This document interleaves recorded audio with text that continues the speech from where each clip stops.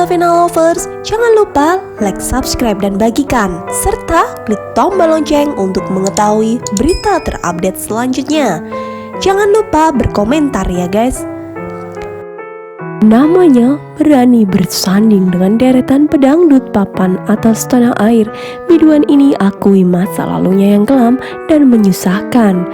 Ngemis makan dari tetangga jadi pengalaman paling tak terlupakan.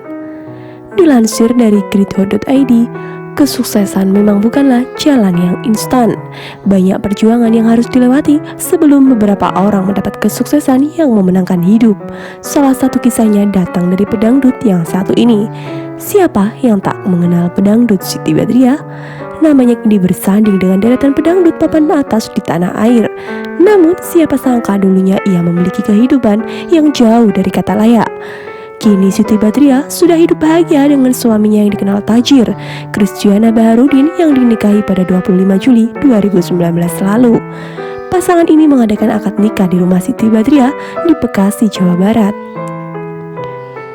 Siti Badriah selama ini dikenal sebagai penyanyi dangdut sukses. Nama Siti Badriah mendadak meroket setelah lagu Lagi Cantik yang ia menyanyikan populer. Bahkan lagunya ini sempat duduk di posisi 4 dalam tangga musik Billboard di YouTube. Namun, seperti orang sukses lainnya, Siti Badriah juga pernah merasakan yang namanya hidup serba pas-pasan. Penyanyi dangdut berusia 26 tahun itu menceritakan sedikit tentang masa lalunya. Masa di mana ia harus merasakan kerasnya hidup di Jakarta. Siti Badriah menceritakan masa lalunya ini lewat Instastory di akun Instagram pribadinya. Cerita ini mengalir setelah penyanyi yang akrab disapa Sibat ini mampir lagi ke apartemen yang sempat ia tinggali, yaitu di apartemen Kalibata City. Tapi sebelum bisa tinggal di apartemen, Sibat harus lebih dulu sempit-sempitan bersama seorang temannya di sebuah kamar kos kecil di daerah Tebet.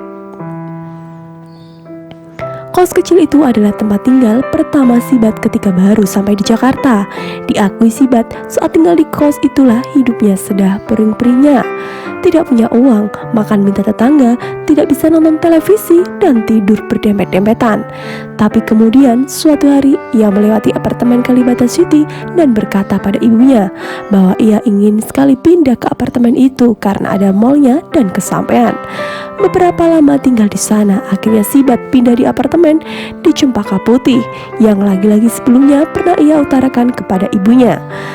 Kala itu Sibat berkata ingin pindah ke apartemen di Cempaka Putih karena kamarnya lebih besar daripada sebelumnya. Sekitar 1 tahun Sibat tinggal di apartemen tersebut sampai suatu hari ia bermimpi untuk bisa tinggal di kawasan perumahan di Kayu Putih. Dengan kerja keras dan perjuangan tiada henti, Sibat akhirnya benar-benar bisa tinggal di salah satu rumah di kawasan Kayu Putih selama 2 tahun. Kemudian penyanyi yang sempat tampil di closing ceremony Asian Games 2018 ini punya cita-cita baru, yaitu memiliki rumah sendiri di kawasan Cibubur. Karena ia selalu berandai-andai punya rumah mewah dan besar seperti yang ada di Cibubur dan rumah yang ada tangganya. Dan lagi impiannya ini terrealisasi. Bukan tanpa alasan Sibat menceritakan sedikit tentang masalahnya itu. Ia ingin ceritanya ini menjadi motivasi untuk orang lain. Semangat guys, matahari masih bersinar, jalan masih panjang, jangan pernah takut, tulis Siti Badriah seperti dikutip grid.id 13 September 2018 lalu. Netizen yang sudah membaca pengalaman hidup Sibat ini pun termotivasi. Mereka juga berharap meskipun Sibat sudah sukses sekarang, tapi tetap menjadi pribadi yang rendah hati dan tidak sombong. Kalau cerita sukses kamu gimana Zafina Lovers? Tulis di kolom komentar ya gengs.